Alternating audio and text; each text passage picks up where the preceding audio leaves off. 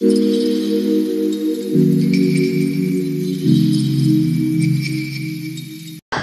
আছেন সবাই? দিচ্ছি দেব করেও এই ভিডিওটা না আমার এডিট করার টাইম হচ্ছিল আর না দেওয়ার। এরকম একটা বৃষ্টি মুখরিত সন্ধেবেলায় ভাবছেন তো কোথায় যাচ্ছি। ভিডিওটা আগের সপ্তাহের, আর আমাদের গলির ঠিক এতটাই খারাপ অবস্থা কারণ পাশের বাড়িতে কাজ চলছে, কিচ্ছু করার নেই। তাও বাপু আগের থেকে আমরা অনেক স্বর্গরাজ্যে আছি। আগে কেউ একটু হাঁচি দিলেই বোধহয় আমাদের পাড়ায় এক হাঁটু জল জমে যেত। আজকাল আর সেই জলটা তেমন জমে না। সুয়ারেজের ব্যবস্থাপনা বেশ ভালো হয়েছে আগের থেকে, রাস্তাঘাটও বেটার হয়েছে। বৃষ্টি মাথায় নিয়ে আজকে বেরিয়ে পড়লাম কুমারটুলি যাব বলে। ঠিক ধরেছেন, বর্ষাকাল, রথ হয়ে গেছে। কিসের জন্য কুমারটুলি যাব বলুন তো? জানি আপনারা জানেন। এর আগেও আমি, অর্থাৎ আগের বছরও আমি এই ভিডিও ক্যাপচার করেছি। আর এই যে আমাদের বাহন এসে গেছে। এই বাহনটা মানেই জানবেন আমরা দুর্গা পুজো রিলেটেড কিছুতে যাচ্ছি। তো আজকে আমরা যাচ্ছি ঠাকুর বায়না দিতে। আজকের এই ছোট্ট ম্যাটাডোরটা, আর সেটারও বেশ খানিকটা খালি দেখে মনটা বেশ ভারাক্রান্ত। একটা সময় আমাদের পাড়াটা ছিল এক বৃহত্তর পরিবার, আর তার সব বাসিন্দারা মিলে সব থেকে বড় যে আয়োজনটি করতেন তারই নাম ছিল দুর্গাপুজো।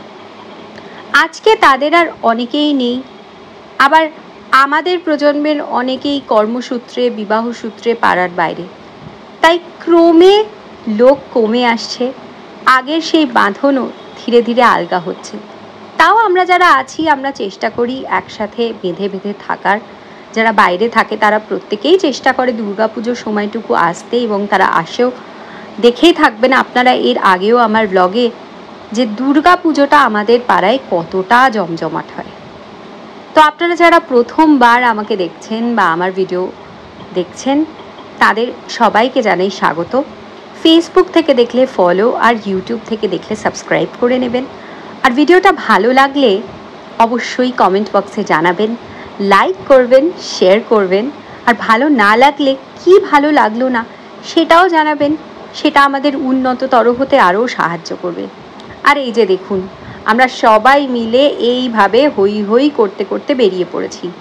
সামনে ড্রাইভারের পাশে আমার মা বসে আছেন। বাবার খুব জ্বর হওয়ায় বাবা এবার আসতে পারেননি। আর বেশ কিছু লোকজন একটা অটো নিয়ে সামনে এগিয়ে গেছেন, কারণ এতজন এই ম্যাটাডোরে ভীষণ ঠাসাঠাসি হতো। মাঝ পথে নেমে গেছে ঝমঝম করে বৃষ্টি। ছাতা খুলেও কোনো উপায় হচ্ছে না, কারণ ছাতা যাচ্ছে উড়ে। তো একটা বড় প্লাস্টিকের তিরপল ছিল, সেটা খুলে সবাই মিলে আমরা ধরে দাঁড়িয়ে পড়লাম। এ যে কি মজা, কি বলবো। আমি এত বছর ঠাকুর বায়না দিতে গেছি, কিন্তু এরকমভাবে তিরপল ধরে আমি কোনো দিন যাইনি।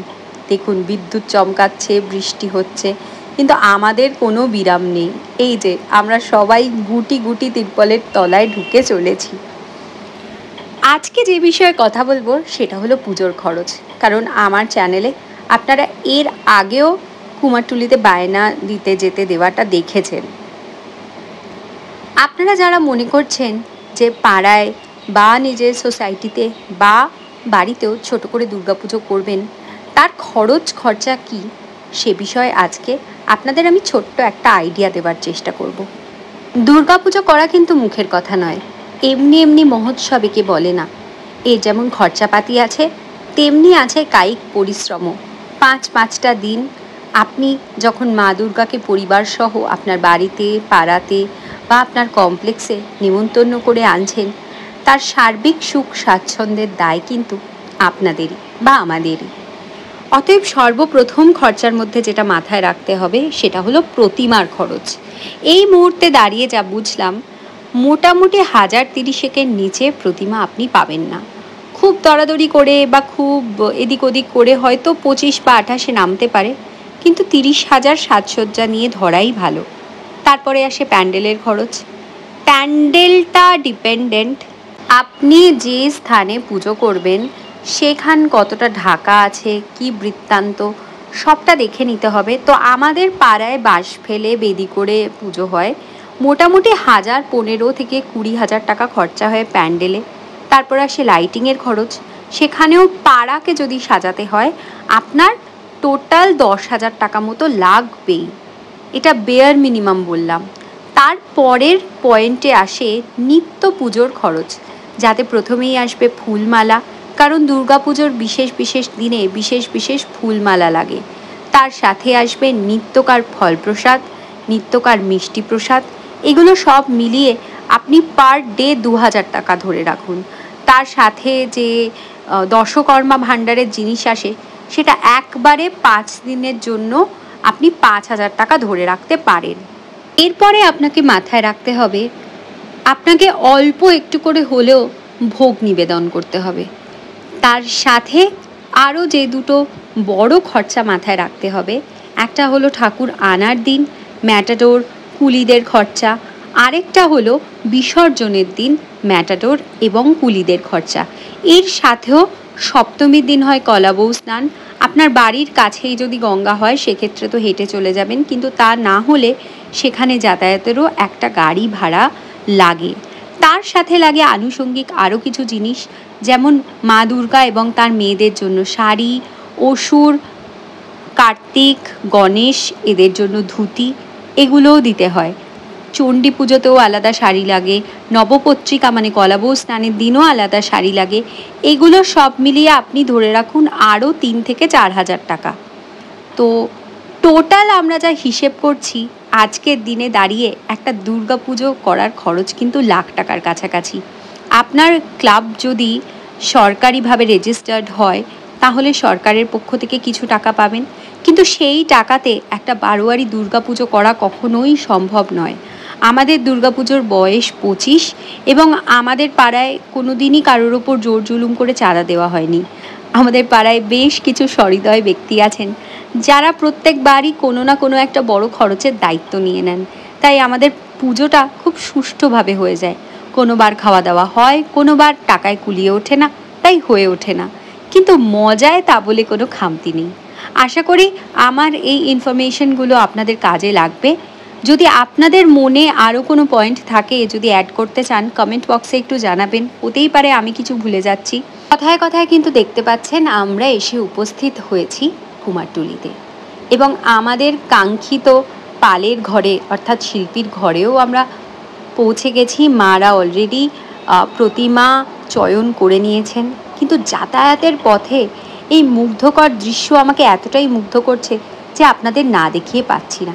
এই দেখুন, এটি কিন্তু মা মনসার একটি মূর্তি। শুধুই যেখানে দুর্গা ঠাকুর তৈরি হচ্ছে তার নয়, কিছু কিছু জায়গায় গণেশ ঠাকুর, কিছু কিছু জায়গায় আবার বিশ্বকর্মা ঠাকুরের তোড়জোড়ও চলছে, তবে দুর্গার ভাগটাই বেশি।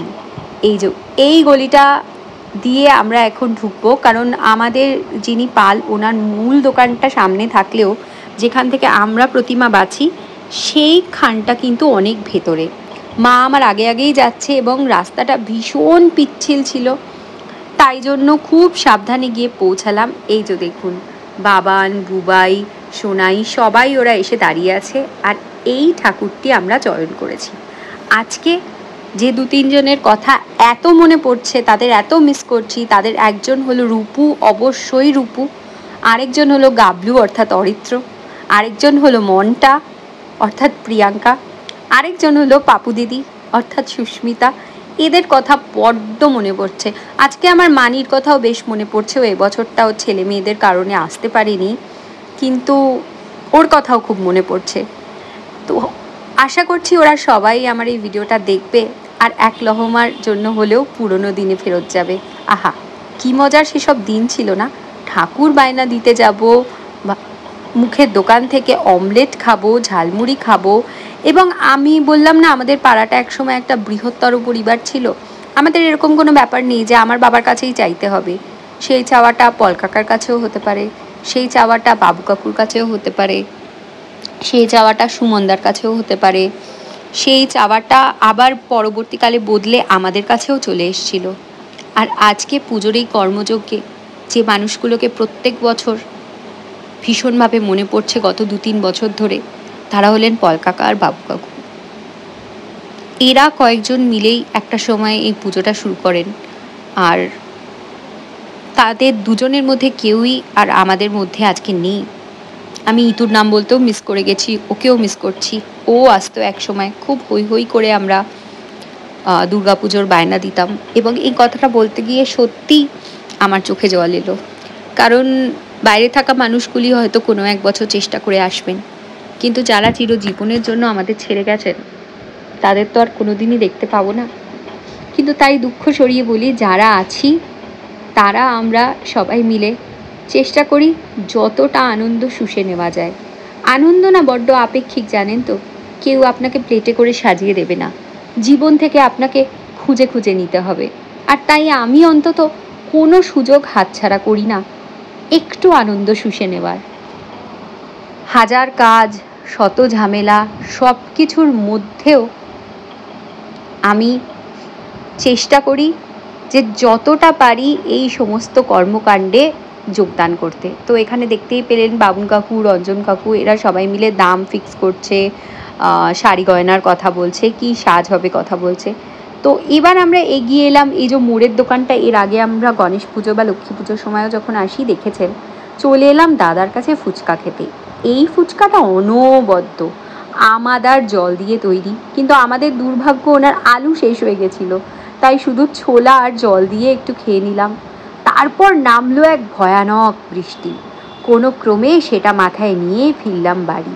সামনে সবাই তারকেশ্বরের উদ্দেশ্যে রওনা দিয়েছেন। ভোলে বাবা পার করেগা, ভোলে বাবা নিশ্চয়ই পার করবে। তো আজকের ভিডিওটা এই পর্যন্তই। কেমন লাগলো জানাবেন। আপনাদের কোনো সাজেশন থাকলে, কোনো পয়েন্ট আমি মিস করে গিয়ে থাকলে সেটাও জানাবেন। আর ভালো লাগলে ফেসবুক থেকে ফলো আর ইউটিউব থেকে সাবস্ক্রাইব করে দেবেন। খুব শিগগিরই দেখা হচ্ছে আরও একটা নতুন ভিডিওতে। ততদিন সবাই মিলে চলুন একসাথে মা দুর্গার আসার দিনগুলি।